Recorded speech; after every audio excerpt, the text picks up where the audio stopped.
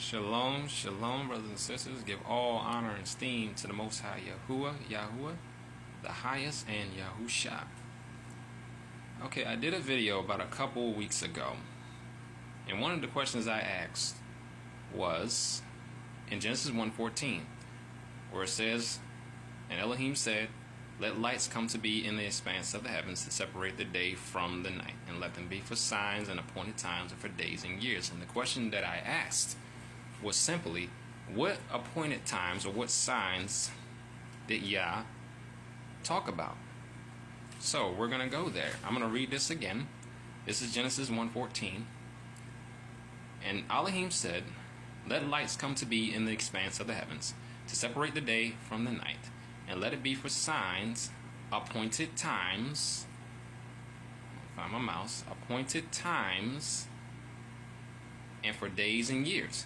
So if you go down here at the bottom, it's going to tell you what those seasons are, what signs it's talking about. Go to signs. Now a sign is a mark, a sign, and a token. We're going to go to a couple of scriptures here. I may do a part 2 on this, Yahuwah willing. Let me see if I can come a little close here. Can't see it real well. Let's go to one scripture in particular. You look at Genesis 9. Let's look at Genesis chapter 9, verse 17. And this was right after the flood, after the ark descended. I'm just going to give you what the purpose of a sign is and what Yah means by a sign. But notice he says right here in Genesis 9 and 17. I'm going to highlight that. He says right here, "And Elohim said to Noah, This is a sign of the covenant which I have established between me and all flesh on the earth." Now, let's go back up a little bit. And he said right here, verse 15, he says, "And I shall remember my covenant, which is between me and you and every living being of all flesh, and never again let the waters become a flood to destroy all flesh.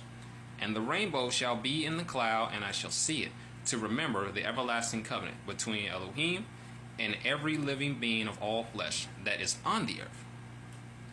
And I can find my mouse here. It says right here, "And Elohim said to Noah, This is a sign of the covenant which I have established between me and all flesh that is on the earth." And notice, you see that word token right here in the Hebrew, and it means oath, which is a mark, a miracle, a sign, and a token, which means Yah made a sign between him and all flesh not to flood the earth again. So let's go back to Genesis 1:14, just to give you an example of what a sign is. So the next word in Genesis 1:14, it said, "Let them be for signs and for appointed times." Wait a minute. So what are Yah's appointed times? You look up that word appointed times. In your KJV, it means seasons. And it means moed.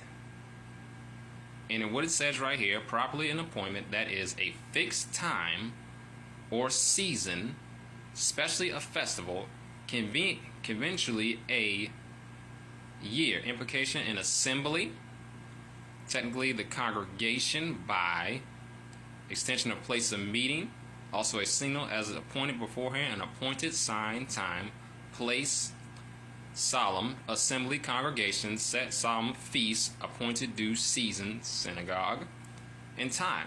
So this is an appointed time. So let's look at some scriptures as it relates to the appointed time. What appointed times is the Most High Yahuwah referring to? Well, let's go to Psalms 104:19 to get more contents on that scripture itself. Go to Psalms 104:19. Now notice, in Genesis 1:14, when he said this, he said, "Let there be lights in the firmament to divide the day from night, and let it be for signs, seasons, days, and years." But look what it says right here, and look at the beauty of Yahuwah's word right here. Look what it says in Psalms 104, verse 19. He said, "He made the moon for appointed times. The sun knows it's going down." So wait a minute. Yah is saying here, he made the moon for appointed times. So if you look at that word season right there, it means moed. Again, you see the same word that you see in Genesis 1 and 14. Why is Yah's word doing that? Yah's word is rightly dividing the word of truth. You see the same Hebrew word moed, which is H4150, in the scriptures. So the question begs to ask, what is an appointed time? What appointed times is Yah referring to? He said he made the moon for appointed times and seasons. So let's go back and look at Leviticus 23. The answer is in Leviticus 23. I'm going to start from verse 2. So now, look here. Starting from verse 1. And Yahuwah spoke to Moshe, saying, Speak to the children of Yisrael, and say to them, The appointed times of Yahuwah which you are to proclaim as set apart gatherings, my appointed times are these. Now the first thing he does is talk about the Sabbath. Why did he talk about the Sabbath? Because the Sabbath was a day that Yahuwah made set apart for himself after he created the heavens and the earth for 6 days. It says 6 days work is done, but the seventh day is a Sabbath of rest. A set apart gathering, you do no work. It is a Sabbath to Yahuwah in all your dwellings. We're going to go down. Now, look what he says here. Leviticus 23 and 4. These are the appointed times of Yahuwah, set apart gatherings which you are to proclaim at their appointed times. So let me highlight that. Highlight that. Hold on. Can barely see here. All right. Now look here. Look at Leviticus 23 and 5. He said, in the first new moon. Notice it says moon there, but in the KJV it says in the 14th day of the first month. Now look at that Hebrew word, 2320. It means Kodesh. It means the new moon by implication of a month. So moon means month. So this is how the Israelites kept track of their feast days. This is how they also kept track of their Sabbaths. You know, it says right here, in the first new moon, on the 14th day of the new moon, between evenings, is the Pesach, or the Passover. And look, it continues on. It said, on the 15th day of the new moon is the festival of Matzah, or unleavened bread. It says right here, on the first day, you have a set-apart gathering and do no servitor work. So on the first day, unleavened bread, that's a set-apart gathering.